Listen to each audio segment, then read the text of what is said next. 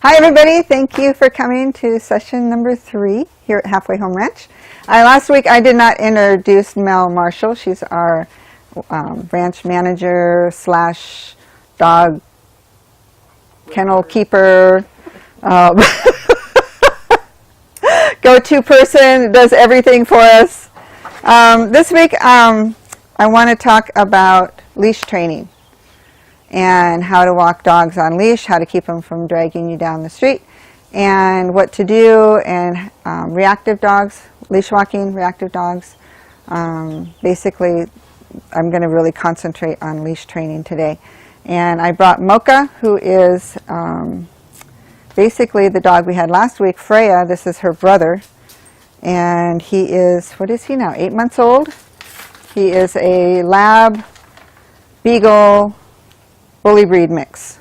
Very sweet and not much training because he's at my house with 7 other dogs. So I thought I'd use him as a student dog.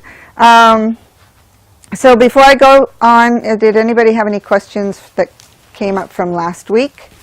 The clickers are going all right. Everybody's having fun with those.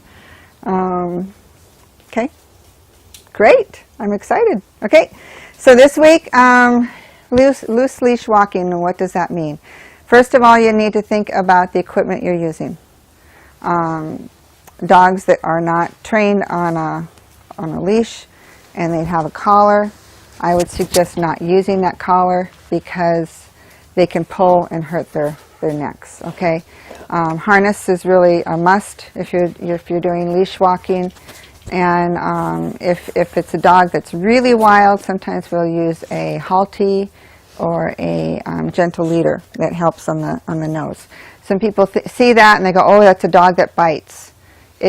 It's not a muzzle. It's just, it's like a horse where you put it around the nose and it turns and then you've got control of your dog. And it's just a tool to teach with. It shouldn't be a permanent device on your dog. It's just a tool to get to the point where you can be leash walking your dog. So we do use those occasionally, especially like dogs like Miley that you guys are familiar with, you know. She's out of the prison right now and they're using that to get her from A to B because she can be kind of like this stallion type of dog, and she's jumping and lunging and she's just excited about going. So they have to kind of slow her down. Your leash. Some people like short leashes. Some people like 4 feet leashes. Some people like, oh, you know what I didn't bring? It's a double leash. Maybe my assistant can go get one for me. He's following you. With the long line, this is what we call them, they give the dogs more choice of what to do and where to go. I also want to think, before we get, I always get into it because I get really excited about getting to the meat of it, but I want you to think about, why do you go for a walk with your dog? Okay, is it for you? Is it for your dog? Is it for both of you? Your dog should enjoy it. So when dogs are walking on leash, their natural instinct is to smell things. They want to smell things. And when we went through our behavior classes and our body language classes and how they help calm themselves, it's by smelling things and sniffing things and exploring things. And if you don't give a dog the opportunity to do that, it can possibly hype them up even more, make them more frustrated, and possibly even more reactive. So think about allowing your dog to walk with you. Yes, you know, you may want to walk here, but let them kind of explore a little bit and loose, you know, gently walk. They don't always have to be in heel mode and walking with you in this strict training mode. So think about that. They need to enjoy the walk as much as you do. So our equipment too here, that's what I had Mel go get, with the harnesses that we use, it's got a double click. And so with Mocha's harness, I see you, it clicks on the back and it clicks on the front. And on the back, I see you right here. it tightens a little bit. This is where you get to eventually, but to have more control, you can clip it on the front. You've got the double lead, and you've got a 4-foot leash. And this is the most control you're going to have on a dog doing a loose leash walk, okay? And this is for when they're really not in sniff mode and they're not, they're walking with you, but they're not out exploring the world, okay? If you're walking a dog, you want to give them a little bit more sniff mode. You can unclip the back, just leave it on the front, and you have the control here. So when he's walking, it pulls him around so he's looking at you, okay? If you put it right here, you've got him in sled mode, and if you've got a puller, he's just going to pull you around, okay? But eventually you can get to just this point. With the long line, a little bit more challenging because you have to learn how to use the line without tripping over it. You click it in front again, so you've got more control. This we use a lot with the reactive dogs because we've been teaching them how to make good choices. And so you don't want too much leash laying on the ground. In fact, you really don't want any of it to touch the ground because either they'll trip over it or you'll trip over it. So you always want to keep a leash. You want a little smile in it so it's loose. This is the best look for a loose leash walk. Okay, everything's nice and loose and comfortable. So we'll get down to basics of how we get it to look like this. And the only reason he's like this is because there's nothing over there that's really exciting, and Mel's giving him treats. So when you start off with your dog, you might want to start off in a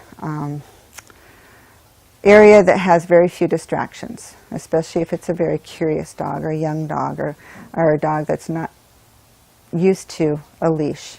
And so what you would do is, well, right now Mel has treats, so he's standing there looking at her. But let's say she goes and sits over there with treats. And I'm going to use my clicker with this.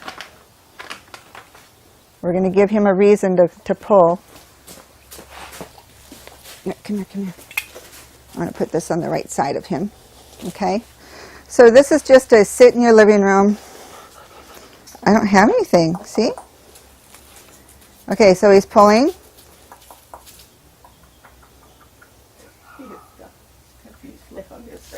Good boy. Where's my treat? Uh-oh.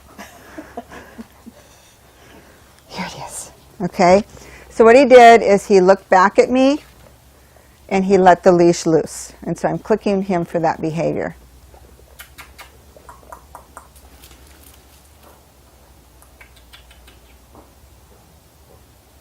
What's that? Oh, what's that? Okay, come here. I'm going to turn it off. It's all right. Go ahead and turn it off. We have a new student, or a late arrival. No, it's Cliff. Oh, it is Cliff? Oh, I thought it was our late arrival. Okay. Let's go back to this. So, distraction-wise, there was not going to be a look at me, click, treat. That wasn't going to happen. That was taking him away from that scary thing that he was barking at. He's an alert barker. The beagle in him.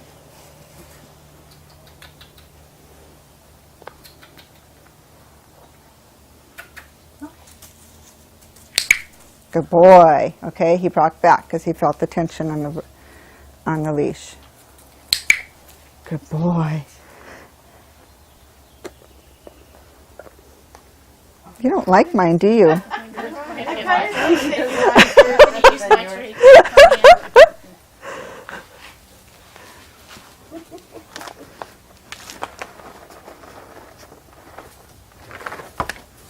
Okay, we're all tangled up. Come here. Okay, let's try this again.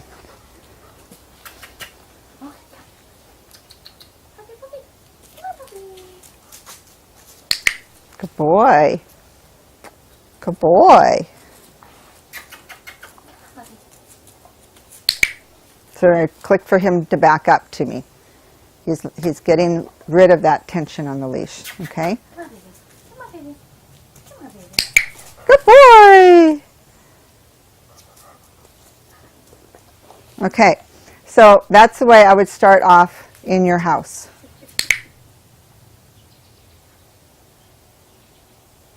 You want it? You want it, baby? Such a good boy.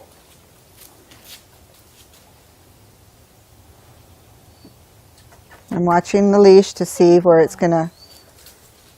You want? Oops. Freebie. Good boy.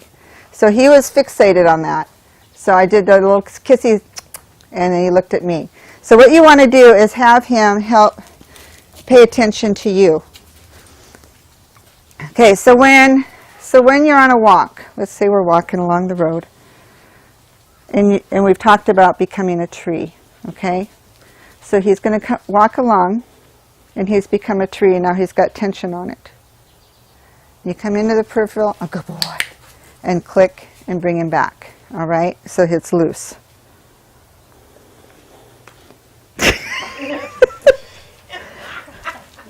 Gonna walk, walk, walk. You need to pick up your leash, just so you know.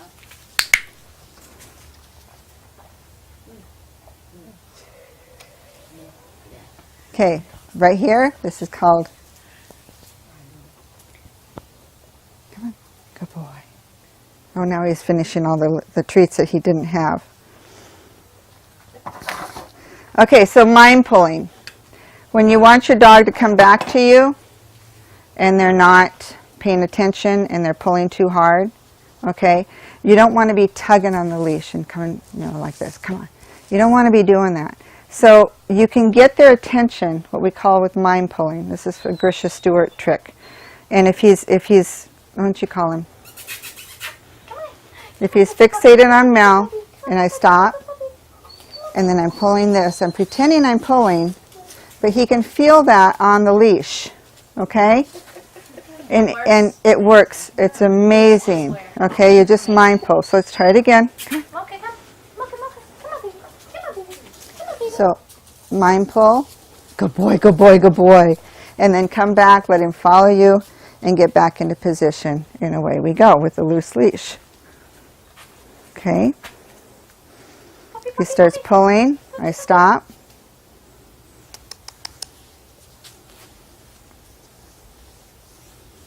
Okay. Get into his peripheral so he sees me.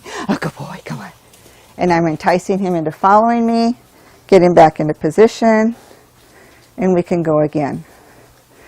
The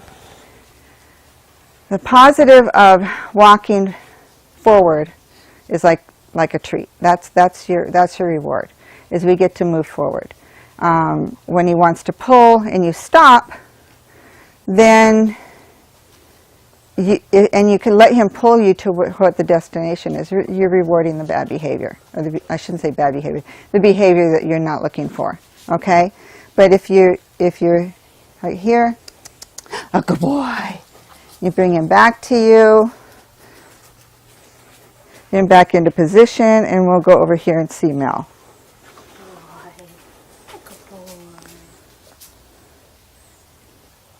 It helps to have somebody help you with this, because if you have a treat bag on, he may just follow you because he knows you got the treat in your pocket. Okay, which there's nothing wrong with that, really. If you're walking down the street and think about it.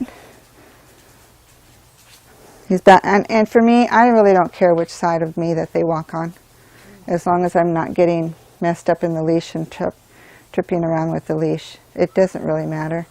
I mean, some people want it to be on the left side, but I just want it to be loose. I don't want him dragging me. So we'll try again. Good boy, let's go.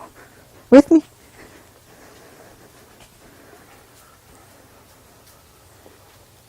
Good boy. Yay. So as much loose as you can. When you're walking your dog and you have a lot of tension on it, the tension goes right straight down the leash to the dog. They feel that tension. They're not making choices. They're feeling like they're being controlled. And the more you do that, the harder it is for you and them to learn, especially for them to learn really what it is you want them to do. Let me think here. Make sure I'm not skipping ahead. So your slow stop, if they're running ahead and they're trying to get to Mel, okay, you stop. You're not pulling on it, okay? You're stopping, and then you recenter yourself, and then you mind pull. Come on, come back. Oh, good boy. And then they follow you, and you get back into position, okay? Some of the prison dogs, when you do that and you get them back into position, they know the hand signals. So that would look like this. So I stop. Oh, good boy. And then they know to get back into position, and some of them will sit before they're ready to go again. So they've got them situated so that they will do that. Ready? Now Mocha is not leash trained. I did not practice with him before I came to class, honest.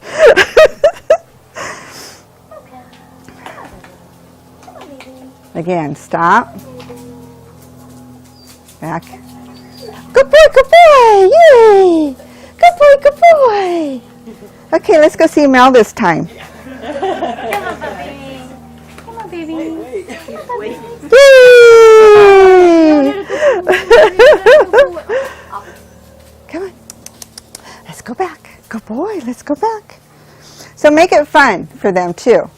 When you're walking with them and they're stopped, you do want them to look in at you.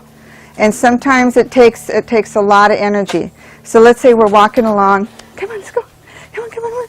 And then he's really excited about going out the door. I'm gonna go get him some water in here. Mocha, Mocha, come on. Let's go. Let's go. Let's go. Come on, come, come, come, come, come. And entice him to coming back, and then you can move forward again. Okay? And it might take you, Mocha. So I'm getting his peripheral so he sees me. Good boy, yay! And come back, getting back into position, and then you might be able to walk another 10 feet. So you just got to practice and practice and practice with them.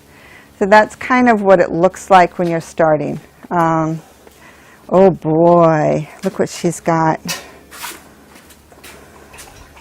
If he comes to say hi to you, it's not my fault, it's Mel's fault, because he's going to drool all over you.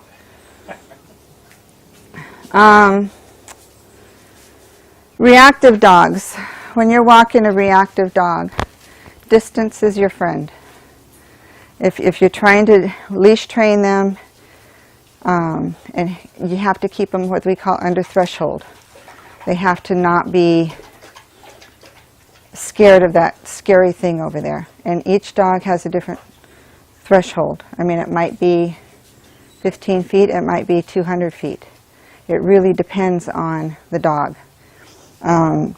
If you want to work with them as far as, reactive dogs, we'll do another part on how to help dogs do introductions and how to help dogs be less reactive.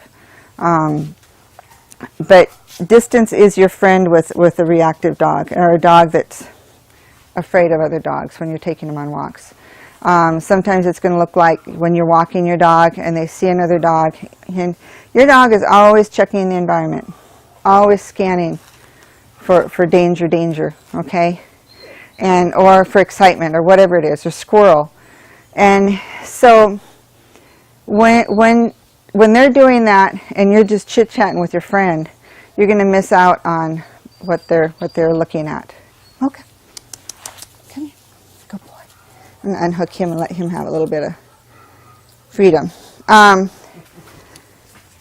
When you're looking at the environment, make sure when you're talking to your friends, say, look, I'm not going to ignore you, but I have to see what my dog is seeing. And sometimes when you have people walking towards you with their dog, and maybe their dog is really excited and your dog is really excited, it's okay to step off the path or even behind a tree until they pass by, all right? It's okay to do that. And if they come up and say, oh, well, my dog's really nice and it wants to meet your dog. Well, maybe that's a great idea, but you have to say stop, because my dog is not comfortable with your dog coming towards it. So please keep your distance. And if that doesn't work, then you kind of have to get more and more snarky. But it's your job to protect it's your job to protect your dog when you're on a walk, because they can't do it for they're just going to bark and lunge, and then they're going to look at you. Oh, you got a mean dog. It's not a mean dog. It's afraid, and you came into its space, and it's got personal space, just like people do. And when you come into that space, they may react. So think about, you don't have to go down the path that you chose. You might have to turn around and go the other way. If there's children playing over there, or if there's dogs, or there's horses.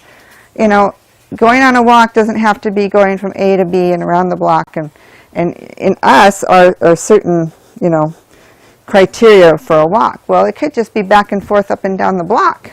And that's okay, because you're going on a walk and they're having fun and they're smelling, and you're letting them have fun and take in all the smells and learning about their environment. So just try not to be too regimented about the walk.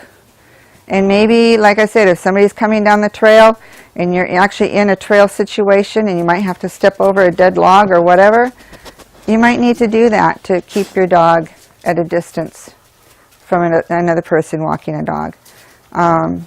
It's also a good opportunity to work with your dog when you're walking, because that is a distraction. If they start pulling because they want to go see that other dog, then you can work on that, and you stand, you know what we're talking about, standing like a tree, and then having them look at you and bringing them back and go the other direction. Going to a dog park. You get the dog out of the car, and they're dragging you to the gate, okay? That's a really good opportunity to work on their leash skills, as long as you've got time. If you just let them drag you to the dog park, you've rewarded that behavior. Get them, yes? I'm just wondering, when we let the dogs out, Maddie drags me everywhere. Wilson drags me everywhere. I've always kind of just lived with that, because I know they've been cooped up. I know they want to be outside.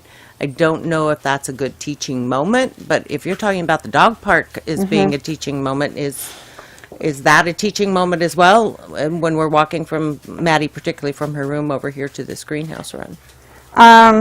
That's a really good question, because when they've been cooped up overnight, they've got to pee. They want to get out. So she would be going from the barn around, take her around to the back, around the barn, and then back to the play yard. It would be a good teaching moment for her. When you're doing that inside the big dog bunkhouse, I think you're asking too much, because there's way too much barking and stuff going on to get them from their rooms to the play yards. But yeah, bringing her around the corner, and because she actually has a walk to do, it would be a good teaching moment for her, because there's not a whole lot of distractions, as long as the cows are right on the other side of the fence. You know, think about her environment, and think about where she's at in her head. Maybe she had something going on overnight, or maybe the dogs are crazy, or maybe there's a lot of wind and flapping going on. You know, lately that's been an issue around here. So think about her environment, and sometimes it's one of those, you stop, you pull her tree, she looks at you, you know, she comes back, and then you got to like run, you know, 20 feet before she starts pulling again, so you can get there faster, but you're still using that control, okay?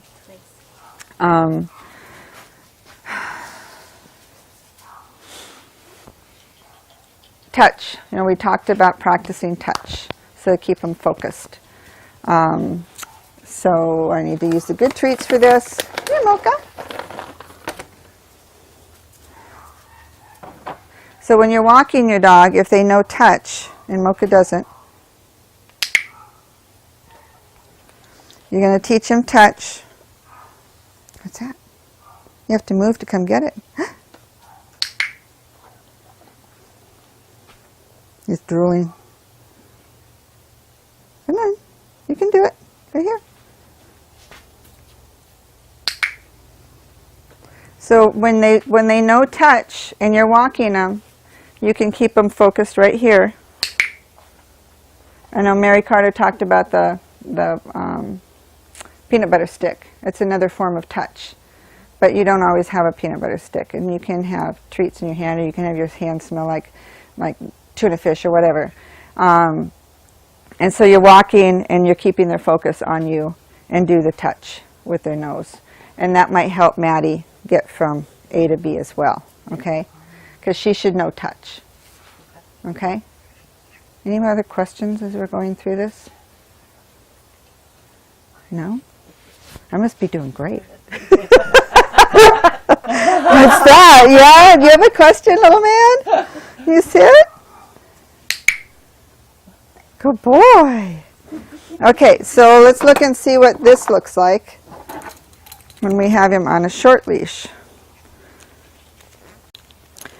Short leashes can be easier to use, especially when you've got the clicker and the treats, and you don't want to be working with the line and trying to pull everything in.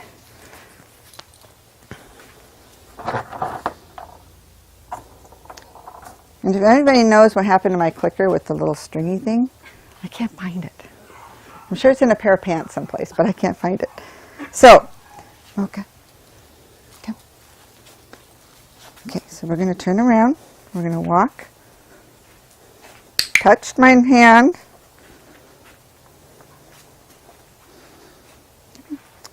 Come, let's go.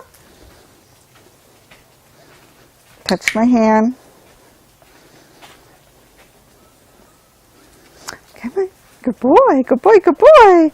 And don't, make it fun. Talk to them. You can do the game of having them follow you. This is easier to do on a longer line so that you're working on them paying attention. Okay, I do this with my dogs in the backyard. It's really fun. So he's coming with you and you come this way. We're going to walk and he's going to ignore me. And I'm going to go the other direction. You look like you're ready for a nap. Come. Good boy! It's just keeping up with you, following you, paying attention to you. It's an easy game to do. You run around with them. They look at something. And come over here. Say hi. Let's see, he knows I got treats. Come. Yes. Touch. Good boy. Okay. So, we talked about treats. Your dog chooses the treats. Obviously, because he didn't like mine, or the toy, or whatever it is that high-level reward is. If they're spitting it out, you're not going to get any, no. Okay? Any other questions? Am I missing anything? God, you guys are so quiet! Could you just do the mind? The mind pull? Okay, I'm going to use Mel for that. Come on up. You're going to be my puppy. We've done this a lot. Okay. Does she mind well? No, that's why I use her. So she's pulling. I stop her. Come on, Mel. Come on. Okay. Good girl. Now, I was not prepared because I didn't have my leash ready. Or a good treat. So I'm going to let her out, let it out. Okay, she's going to stop. Come on, girl. You can feel it. Come on. Good girl. Oh, you can say good girl. I like this. So this is, you're just sliding it through your hand, okay? If you've got this like here, looped, you're just sliding it through your hand and they're coming towards you, okay? Anybody want to try it? It's really, it's easier to do on a long line than it is a 4-foot one. If you've got a 6-foot one, it's okay to use. Who is that? Okay, if it's a 6-foot one, Me? she's using the phone. She, Promised I wouldn't have to be on camera. okay, well, I lie. So 4-foot one, okay, you're here, you've got your back. I'm mind pulling. And she feels it, she looks at me and says, come on girl, come on. Okay, so practice that. You spit it out. So a 4-foot one is a little bit easier, but you can feel it, can't you? Here, I'm going to let you just hold it. So I'm going to do this. You feel it? Yeah. Yeah. And that's all you need them to do. You're not jerking it, you're not yanking it. You're just feeling that. No, you're just letting it slide through your hand. Showed us that because I watched Yeah. the videos and I didn't realize that she wasn't actually. No, you're not. It's like a mime. That's what a mime is. You want to try? Okay, so you're just holding it, and I'm just mime pulling. Wow, that's awesome. And I'm just letting it slide through my fingers, and that's what the dog feels. It's effective. You don't have to jerk and pull, because that's really not teaching them anything. It's just teaching them that this is not fun.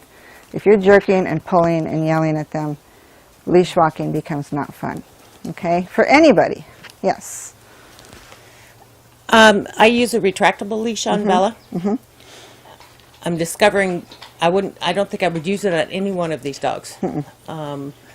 Just in general, your opinion of those things. I know they're actually banned in a lot of cities. My kids can't use one in Seattle. It's great for her because she doesn't move very far or very fast. But Right. Old senior dogs. Yeah, older senior dogs that you just want, that way, with the long line, you're not dragging it in the water and that kind of stuff, and and you want them to have that opportunity to go sniff it up, because it is important when you're on a walk that your dog sniffs and sees things, so they don't just get frustrated. But, and the long line or retractable leash will do that. With the big dog, though, sometimes if they see something and they go for it, you don't know if that mechanism will hold it. And I've had it happen to me, where they go flying because there's a squirrel or whatever, and either you can't hold on to it because your grip is just this, and they're a whole lot stronger than this, at least for me, and it either flings out of your hands and then they're dragging this thing's bouncing around behind them and freaking them out, or the actual retractable part breaks, and off goes the line and off they go. So, yes. the other thing about that, and I've noticed this because I've been trying to, you can never have the leash without tension on it. Right. Yes. Unless you lock it long. Right. Which Then you're a pain dragging in the it. neck. Yeah. So trying to get her to approach other dogs in a relaxed fashion, I always feel the tension on the leash, which I'm pretty sure she always feels the tension on the leash. Absolutely. So I'm really considering just pitching the thing and going back to her old Yeah. ratty. Especially if she's reactive at all, I would Yeah, absolutely she is. suggest that. Unless I'm not paying any attention, so I don't Yeah. get tense, and then Yeah. she's not reactive. Because what you want to do, assistant, is when they're walking with you, you want the leash to look like this, and when they pull and then they come back, this position here, they're making choices.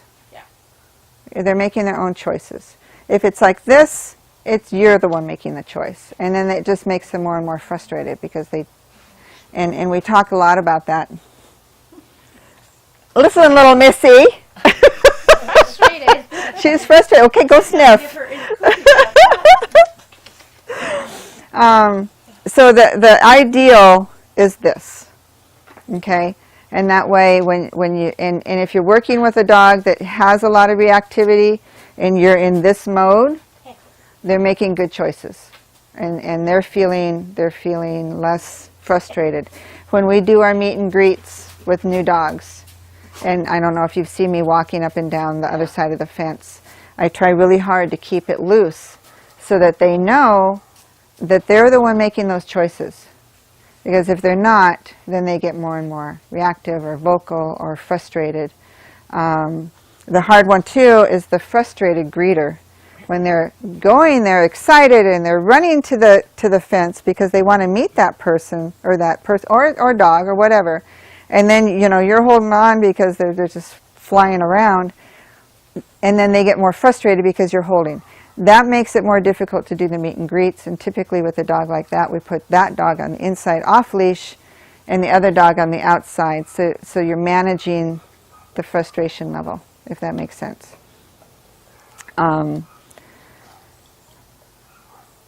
Let's see. Could what we? else do I have? Yes. Could we just for 1 second, because Claudia brought out Maddie, and I'm really visual, so I imagine one of us taking Maddie out of the barn, Right. and she's learned that the greenhouse is like Richard throws the ball. Right, Claudia, it's Richard really throw the ball, fun. like Okay, 50 yep, times, and yep. she cannot wait to get here. Right. Would you recommend the mind pulling and the come back, and would you Yeah, recommend that at that absolutely. time when she's just got us? Just You stop like a tree. Okay, you're going to be Maddie. Your time is coming. Wait, let me get ready. So before you open the door, you make sure you have your leash on your hand, okay? You're ready to go. You've got it set up so that it's not going to drag and trip you guys up. And keep it kind of short so you've got control of her, okay? And so we're going to go. I put her in this mode, okay? And she's going to be going, and my hand, come on, good girl. And then we're going to, oops. Click. Oh, that was so Maddie. I'm looking at you like, what are you doing? And then we go, and we stop, mind pull, come. And then she comes back, with me, let's go. And then we run some more, and then she starts pulling, and you're just going to be doing that, going back and forth, and get her, and hopefully you've got like 10 feet from each time you stop, so that you get there eventually. And pretty soon she'll understand, for her to get there, she needs to stay in close proximity of you. Great. And with Maddie, because she is strong and she is crazy like that, if you can have your clicker ready too and treats ready for her, because she's really treat motivated and she knows the clicker and she knows the signals, when she's pulling and you're going, with me, get in the peripheral, get her to come back, get her in the with me mode, and then let's go. And you're going to do that probably 20 times before you get to the fence. And you might want to take the first gate rather than the second gate. Maybe walk all the way around that way and come to the greenhouse. I don't know. Yeah, and it's going to be, or if you can take her through the yard and do it on your way through the yard, and then you've only got, 20 feet across where you're working with her. And if it's possible, get her jiggies out first. Yeah. And that helps.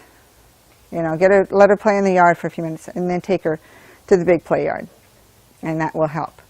Dogs that have been pinned up all day, you open up the door, and they're ready to go, are so excited.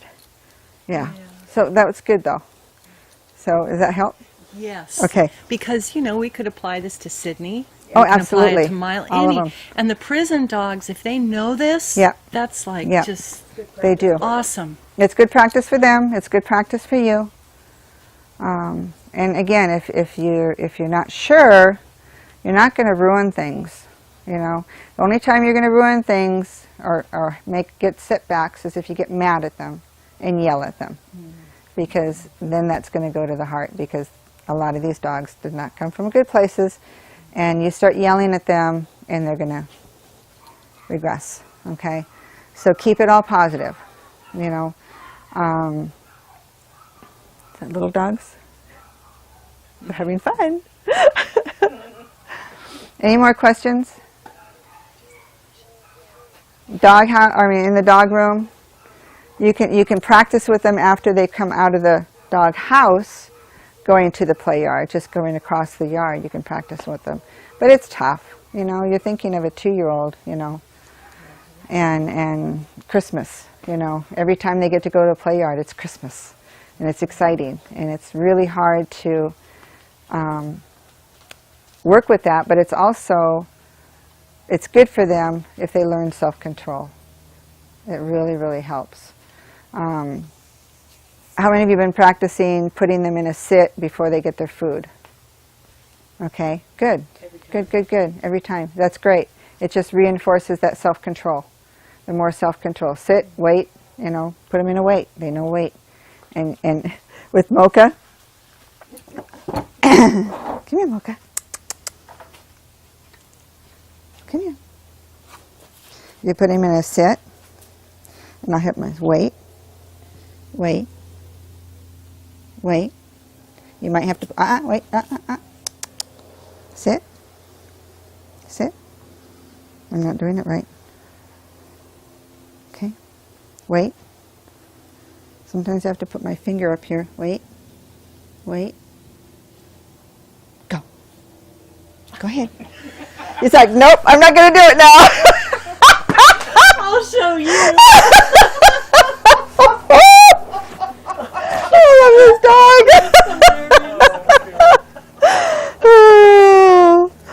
dog. He's a good boy. You're waiting and waiting, aren't you? You're going, you're telling me to wait. I'm waiting, Mom.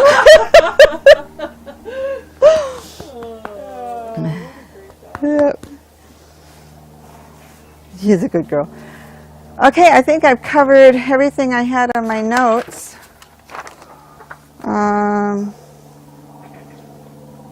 Okay, so we talked about the equipment, the harness, the gentle leader versus the halty, the leash, long or short, slow stop and the mind pull, we talked about that. Getting into their peripheral vision, if they're fixated on something, you know, come around so they can see you, you know, because sometimes you need to get them to see you.